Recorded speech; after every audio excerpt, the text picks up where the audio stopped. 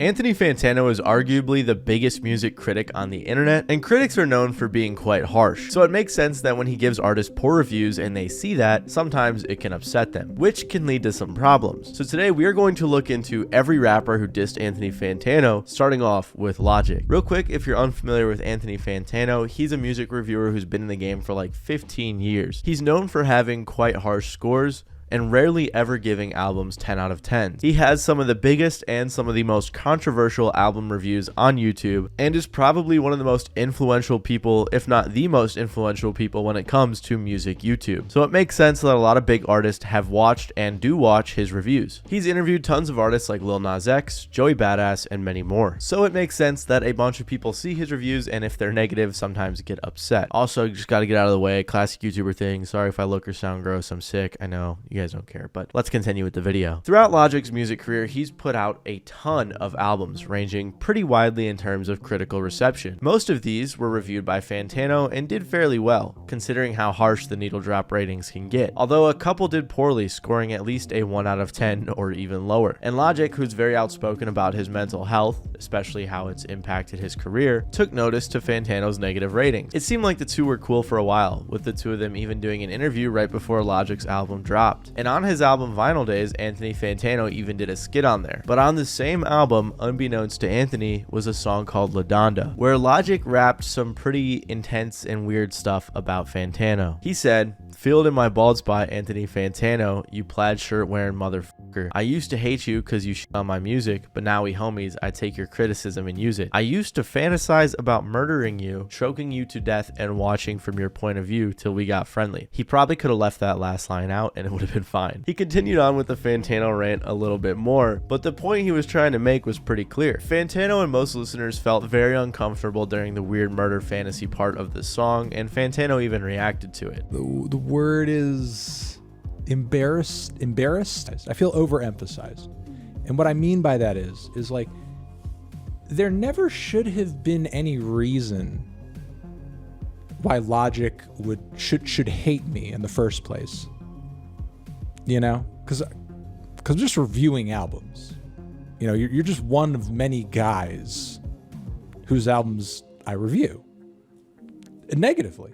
You know, and not every review is negative, but still, they're just a guy who reviews music. After this, Logic put out his own video posing as Fantano, basically reviewing his reviews. So it's kind of hard to say where they stand after that song, and overall it seems like they're cool. And while Logic's diss was very strange, most people just view Drake's as pretty pathetic. With Drake's long list of projects, he's had quite the history of reviews from Fantano. It's to the point where people have compiled things like a playlist with around 17 Fantano Drake critiques, and even a 20-minute hate compilation.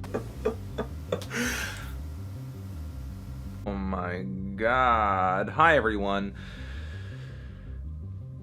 And I was pretty excited for it, honestly, even though much of Drake's solo work as of late has been dreadfully boring. While there's been plenty of hate throughout the many reviews, there's also been some pretty good and fair ratings. However, everything changed when Fantano put out a video titled "Drake Slid Into My DMs." No way.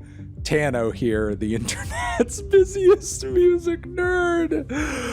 As you can tell at the start of this video, I'm pretty excited. Drake sent me a direct message via Instagram. But the thing is, this DM was not what anyone expected. Fantano was pretty obviously kidding. "Anthony, it's Drizzy. I know we don't really see eye to eye about music and that you are not the biggest fan of most of my albums. Thanks for the kind words on Take Care. And if you're reading this, though, I'm really happy that Drake at least acknowledges the fact that I have enjoyed those albums. But it is what it is, you know. Can always hope you'll like the next one. I'm not messaging you about your videos. I'm actually messaging you because I found a really great vegan cookie recipe I love you to try." Drake is sending me a vegan cookie recipe. For the rest of the video, Fantano breaks down the recipe, at times mocking Drake for misspelling words, and clearly it was not real. After this video was released, Drake went on his IG story and posted what he actually said. Drake said to Fantano, Your existence is a light 1, and the 1 is because you're alive, and because somehow you wifed a black girl. I'm feeling a light to decent 1 on your existence. It's really funny that he even used his scaling system, so clearly Drake watches these videos and is familiar. Fantano followed up the next day with a video titled The Drake Situation. He explained his thought process and how he went about the situation. You can't destroy me with my own rating system, dude. It's my rating. I thought getting personal and getting in his face and getting angry would just be kind of dumb and pointless. And I also thought it would be quite trashy of me to, go onto the internet and say, oh, Drake, you have to be, look, here it is. Here's bad, Drake's bad. Well, wish the best for you. Wish the best doubly for the Drake fans. Wish the best triply for Drake himself. Hopefully past this point, we can bury the hatchet, would be open to an interview, or would be totally fine even with a message back from Drake saying, hey, things are chill, you're great, you're awesome. And for a while, not much happened besides some little stuff during the Kendrick and Drake beef. That was until recently though, when Fantano posted another update in the series titled Drake Hates Me. In this video, he broke down this list that was created by 50 Cent about Drake's biggest ops, which Fantano was listed in, but the list came from 50, so who knows how legitimate that is. Regardless, the biggest rapper in the world right now being butthurt by a Fantano review is pretty funny to see. And while Drake has been getting clowned on for that, Lil Xan has been the butt of the joke since he came onto the scene. Lil Xan dropped his first studio album, Total Xanarchy, back in 2018, coming shortly after he blew up off his hit single, Betrayed. While the song did very well, people already started calling him a one-hit wonder. So, to little surprise of most listeners, his album also kinda sucked. And this was reflected in pretty much every review. And Fantano made sure to let Xan know how bad it was. This little Xan, Total Xanarchy, it's not good. They're not even at the halfway point of the year yet, and this is one of the worst things I've heard all year. He then dug deeper, specifically breaking down exactly why the music sucked, and of course, he didn't hold back. Lyrics are pretty dumbed down, pretty simplistic, very blunt, very repetitive, but it seems like he pushes even that to a degree where it's basically unbearable. Funny enough, the only highlights Fantano said he had from this album was the features. At one point, he even went past critiquing the music, instead going after Xan's sad boy persona as a whole. What is this song about? If I go to where your hometown is, like a bunch of sad white boys with like beanies over their heads and face tats and like really sad, gloomy looks are gonna approach me and just be like, you're not from around here. Xan's gonna play you. Xan. Overall, he gave it the relatively rare rating of not good. This little Xan album, it's not good.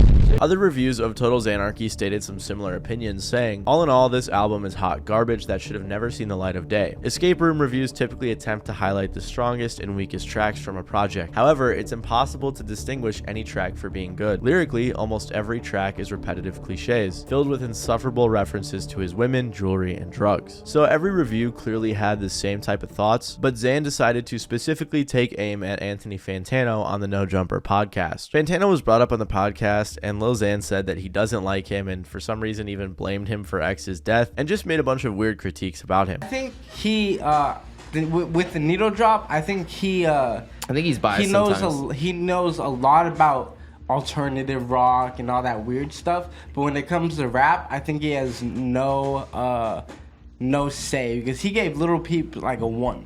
Really? And then 2 weeks later, Lil Peep's dead. You know what I mean? So, and Lil Peep's a great artist. So the needle drop, I think you have no like way to speak on rap. You can speak on alternative rock, all that weird Japanese shit you like.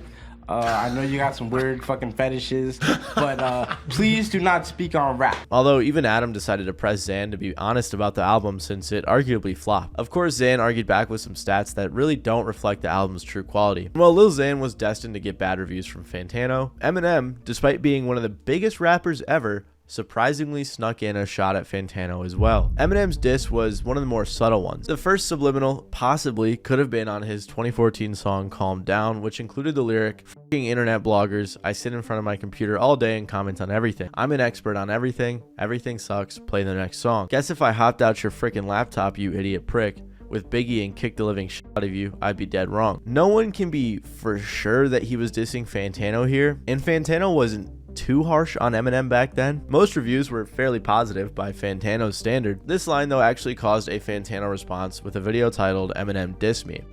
Hey, what do you think I am? A welcome mat for you to step on? So this Eminem man, someone showed me this song on Rap Genius.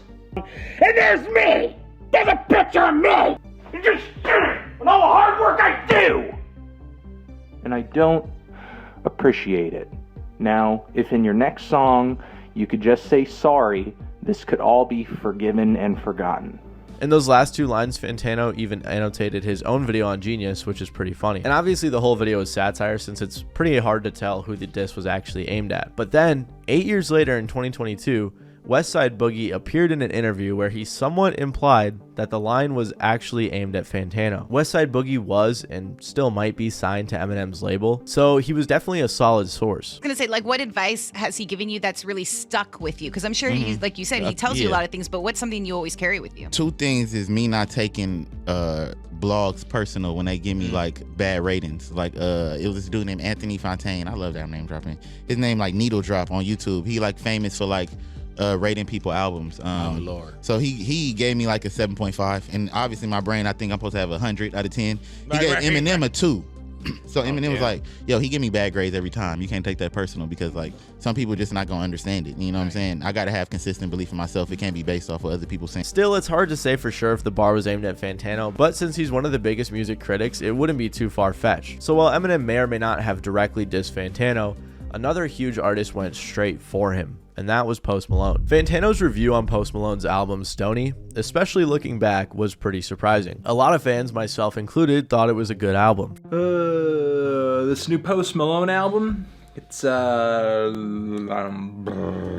good. From the start of Post's career, even before Stoney, Fantano criticized his mixtape August 26, which he refused to rate, instead simply labeling it as white girl turn up music, which I don't know what that says about me because I liked a couple of the songs on there. As time passed, the regular, the deluxe, and complete versions of Stoney combined for millions of Spotify streams, so it was quite the surprise when Fantano gave it the rare not good rating. The review was met with a lot of pushback from fans with comments like, "I feel like Post did something personal to offend Anthony. That was a straight diss track." I've got a lot of respect for Fantano as a reviewer and critic, but oh boy, when he misses, he misses. Fantano begins the review with his unpopular general take on Post as an artist so far. Ever since his big breakout single, White Iverson, I just have not gotten the appeal of Post Malone. I mean, his music seems kind of okay to just zone out to while you're high out of your mind. Like, it's nice background music. It's sort of airy and ethereal. And following this, he goes on to point out specific tracks he disliked. At the core of these songs, essentially what you're listening to is a cargo short wearing college age bro who is strumming his acoustic guitar and crooning in the common area of his dormitory, hoping some babes are walking by and just are totally blown away by his deep, sad lyrics and immense talent. The rest of the video contained critiques with a very similar energy, briefly describing something good and then immediately discrediting it. And we can't forget the most iconic moment, which aged about as poorly as it gets. I think he's really going to pan out as a one-hit wonder, given the lack of compelling material on this album. So the feedback on the YouTube video wasn't good, but when Fantano posted it on Twitter, he got even more hate. Post retweeted it, and a bunch of people responded calling the review horrible, and eventually tweeted himself saying, "But if you give J. Cole a mediocre rating, I'll take it as a compliment." Fantano responded saying, "See, every cloud has a silver lining." Then Post responded saying, "And every Fantano has a dick tickler." After this, a few other back and forths occurred, with Post Malone at one point changing his Twitter handle to Anthony Fantano Rules, and Fantano changing his to Post Malone Fan Account. Clearly in the long run, Post Malone proved that he wasn't a one-hit wonder, and he even acknowledged Fantano on his next album saying, "Your new shit sucks, I feel like Anthony Fantano." In response, Fantano tweeted, "If I could manage to get at least one name drop per year from a rapper, I figure I'm doing okay." So who knows where those two stand these days, but we can be pretty sure where Fantano and Ronnie Radke stand. So I know Ronnie Radke isn't really a rapper. I mean, I guess he raps sometimes, but he's the lead singer of Falling in Reverse, and I had to include him in this one because their beef is probably the most serious. It even reached a point where Ronnie tried to sue Fantano. It all started back in 2023 when Fantano called Ronnie's song Watch Watch the World Burn, one of the worst songs of the year. This is like Tom McDonald without the racism. This song will be in my top 10 worst songs of the year video, okay?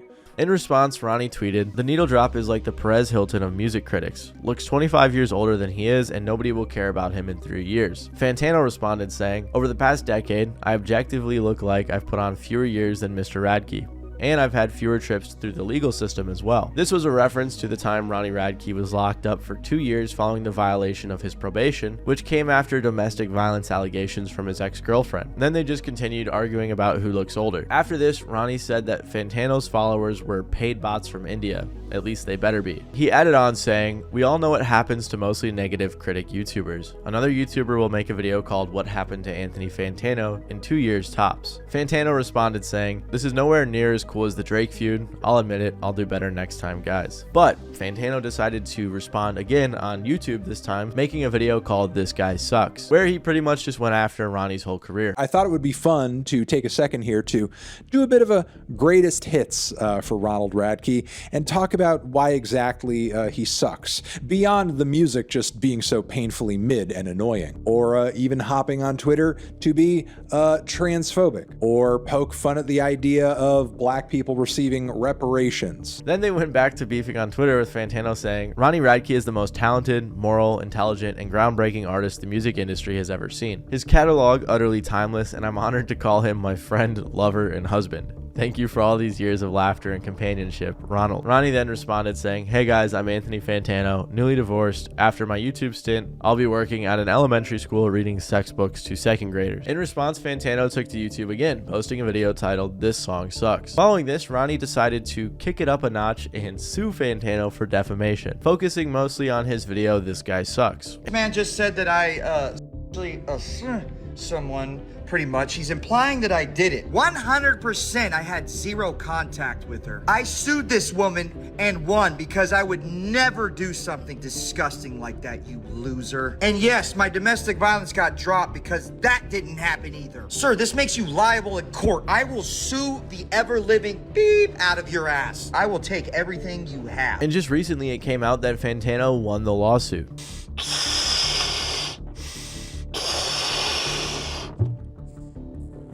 I won my lawsuit! Aside from this post, a few others came out as well. Ronnie himself dropped a video titled, "I lost my lawsuit with Anthony Fantano" from the Falling in Reverse account. I'm gonna make this quick. I lost my lawsuit to Anthony Fantano, but the reality is, it makes me happy. And my lawyers told me there's a small chance you will win this. But that's not why I sued him. I sued him so I could make this video right now. This video ended up being Ronnie going over the allegations made against him by Fantano in the This Guy Sucks video, with a plug for his tour at the end. And as Fantano mentioned in his first post-suit video, he watched Ronnie's video and made a response of his own where he refuted Ronnie's points. It might be confusing with all the back and forth videos, but basically he sued him and lost. It seems like the beef can't get any more intense than that, but this was all pretty recent, so I'm sure more stuff will happen. And while this was probably his biggest beef with another artist, Fantano has had some smaller scuffles as well. Wale was pretty upset with Fantano following some tweets he made about the album Shine. And ironically, it all went down before Fantano even had time to put out his review. The main tweet which triggered all of this was when Fantano said, "And here we have one of the ugliest attempts at capitalizing on the Caribbean craze." Wale responded saying, "At the Needle Drop, wow man. Ugly attempt at Caribbean? Man, that's Afrobeat. That's my culture. I was born into this sound. This is our sound." After this is when Fantano dropped his review. Now, Wale took issue with my opinion that the song My Love on this record was sort of an ugly attempt at crossing over into a more Caribbean sound, jumping onto that Caribbean craze that's really big right now thanks to Drake and his fake patois. I got this vibe mostly from the fact that Wale brought Diplo and Major Lazer on to produce the track. I'm not going to sit here and pretend like that vibe doesn't turn up in this instrumental just because of what Wale and WizKid and the Sunny lead guitar sampled all over the track are doing. Wale knew what he was doing by bringing Diplo onto this track. If he wanted this song to be some kind of musical heritage purity test, he wouldn't have invited him in the first place. And in response to that review, Wale expressed that he didn't believe a white critic should instruct him on the African music he grew up with, specifically pointing out that one of the features, WizKid, is one of the most successful Nigerian artists on the planet. Vince Staples got himself involved, saying that the two should duke it out, which Wale accepted, but Fantano declined. But this was pretty much the end of the whole back and forth. And Wale's confrontation with Fantano was direct, but Tyler's was a bit more subliminal. Early on, Fantano supported Tyler the Creator's projects, reviewing them with some pretty decent ratings. Right now I'm feeling a strong 7, a very strong 7 to a light 8. I'm feeling a strong 6 to a light 7 on this thing. But this trend ended after the release of Tyler's 2015 album Cherry Bomb, which received a significantly lower score. I'm feeling a strong 3 to a light 4 on this album. Tyler swiftly responded to the shockingly low score on Twitter, making a solid point saying, "Album been out for 30 hours, how the f can you review it? Listen to it for a while." We can't be 100% sure he was talking about Fantano, but that's what most people believe. And over time, the comments on Fantano's review seemed to agree with the tweet's sentiment, saying things like, "Man, this album grew on me. This album gets better with every listen. True story. And first time I listened to it, 3 out of 10. Now after 10 listens or so, 7 out of 10. And personally, I agree. I think this song, while it had some low lows, had some of Tyler's best songs ever." Regardless, Fantano didn't budge, and he even put out another video recently, 10 years after the original release, titled "Cherry Bomb is Still Bad," doubling down on why he thought the album was still bad. Tyler eventually agreed that the jump from Cherry Bomb to Flower Boy was necessary for his growth as an artist, and the pushback was helpful, which makes sense because Fantano gave the next 3 albums, Flower Boy, Igor, and Call Me If You Get Lost, great scores. But Trippie Redd and Machine Gun Kelly haven't quite had the same career trajectory. Of all the people in this video, not many have had it as bad as MGK, who has received a not good, 0, 1, and a 3. Yeah, this MGK album is not good. I'm feeling a light to decent 1 on this one. After MGK's Tickets to My Downfall not good rating, he subtly acknowledged it on Twitter, but never really gave it too much of a response. Then when Fantano rated Mainstream Sellout a 1, he continued the clowning further, this time on Twitter, saying, "RIP, the Queen will never get to hear MGK save pop punk." But all of this built up to when MGK's collab project with Trippie Redd titled Genre Sad Boy was announced. Fantano's response was what you would probably expect. This time though, Machine Gun Kelly responded saying, "Two friends from Ohio made some songs that no one is forcing you to listen to.